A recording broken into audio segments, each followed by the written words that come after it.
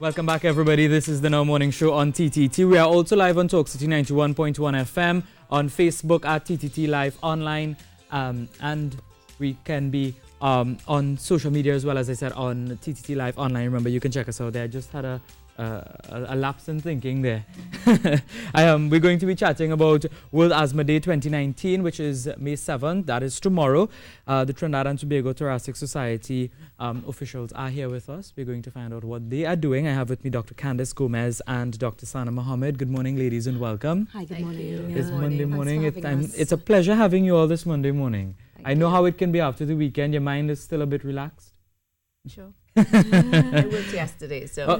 Me too. Me too. I worked all day yesterday. Dr. Candice Gomez, World Asthma Day. How is that celebrated in Trinidad and Tobago? Okay, good morning, Trinidad and Tobago, and thank you for having us. World Asthma Day is celebrated internationally by all the major lung bodies of many countries. And the Thoracic Society of Trinidad and Tobago is no exception. We started in 2012. And we've been a growing body, and under the current directorship of our president, Mr. Mark West, who is a thoracic surgeon, we have gotten together and we proposed a short program and a small program this week. World Asthma Day is the 7th of May.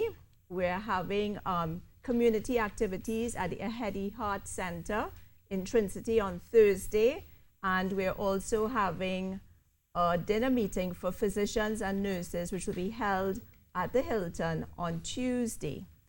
Asthma is a chronic medical illness, and it affects 380 million people worldwide. And it affects not only developing countries, but high-income countries as well. And Trinidad and Tobago is no exception.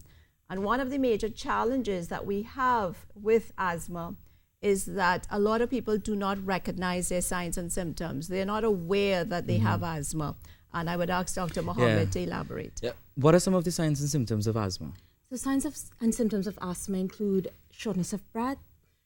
People may find that they can't exercise as much as they used to because they're impaired by their breathlessness. Some may experience wheeze. And what's interesting is that not all patients with asthma have wheeze. There are forms of asthma, cough variant asthma, that may present predominantly with cough. So cough that doesn't resolve is definitely something to be medically recognized as a symptom of asthma. Yeah. Because when there is the Saharan dust and other things, people talk about, my asthma is acting up. Yes. How does that dust affect the asthma? So Sahara dust and all forms of air pollution, including environmental pollution, are asthma triggers. Triggers of asthma include the patients may have indoor triggers such as house dust mites, or outdoor triggers, pollen, mold, and Sahara dust. Tobacco and smoking are forms of asthma triggers that patients need to be aware of. So if somebody is having an asthmatic reaction to something, what do they do? Right, so that is one of the critical things. You have to have your action plan. And once you know you have asthma, you need to work with your reliever medication, which is traditionally the Ventolin inhaler. So if you know that you find that you're coughing more, or you start developing shortness of breath, or you got wheezing, or you're having pains in the chest, we recommend you take 2 puffs of your reliever medication. And usually most physicians are advised to have an action plan set out for their patient. But the problem that we have with a lot of our asthma patients is they don't want to take their maintenance therapy. It's like a diabetic saying, I'm not going to take my pills because I feel good. But then when the sugars are high, they go take the medication. What does this maintenance therapy? So different patients have different levels of maintenance therapy, but it's usually the medications, including inhaled corticosteroids and bronchodilators, which help prevent asthma exacerbations from coming on. So what happens is that patients feel well, they go to the emergency department or their general physician for an exacerbation. They get through that, and then when they feel better, they stop taking their maintenance. But you should continue to take it. Yes, of course, because it helps prevent further exacerbations. I mean, what you called statistics from around the world. Do we have statistics specifically for Trinidad and Tobago with the amount of people who may have asthma? So essentially, we have chest clinics in the public sector, both at Eric Williams, San Fernando, and in Tobago. And what we are seeing is that 1/3 of our patients have asthma. And this is documented asthma with a spirometry. And what we suspect is that we have a whole base of people who have not been recognized for asthma. And this is one of the things about the asthma program.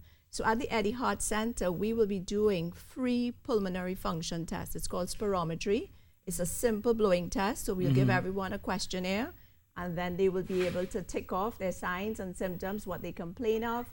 And then as a result of that, you're going to be screened at Eddie Hart for asthma. And that's what we're trying to do, bring awareness of the symptoms, what are the things that people complain of, and then doing a test on them and confirming the asthma. Is there a cost attached to this? No, it's so free. People come down. Okay, so where are they coming? What time? Sure. So the Eddie Hart project, it will be at 3:30. Setup time is at 3:30, between 4 and 6. You can come in. You're going to be doing the Know Your Numbers campaign. We're going to be checking your blood pressure, your glucose, your weight, your height. And if you apply, we will be able to do a free spirometry on you. We're also targeting, I forgot to mention earlier, the school children. We're having a program where the post-SEA children, we are inviting schools to have a little chat session where one asthmatic from the school, one regular child, and a teacher, or a child without asthma, I should say, will come in and talk about their experience of having asthma in the classroom. And, you know, if stress brings on asthma, if dust brings on their asthma, and that will be held later on this month in May. Right. Is there a social media page or a contact number? Sure. It's the... So be sure to follow us on TSOT on Instagram, TSOT Contact on Twitter, Thoracic Society of Trinidad and Tobago on Facebook, as well as our webpage, tsot.org. All right. Well, thank you very much, Dr. Candice Gomez and Dr. Sana Mohammed, for coming on this morning, sharing this vital information with us.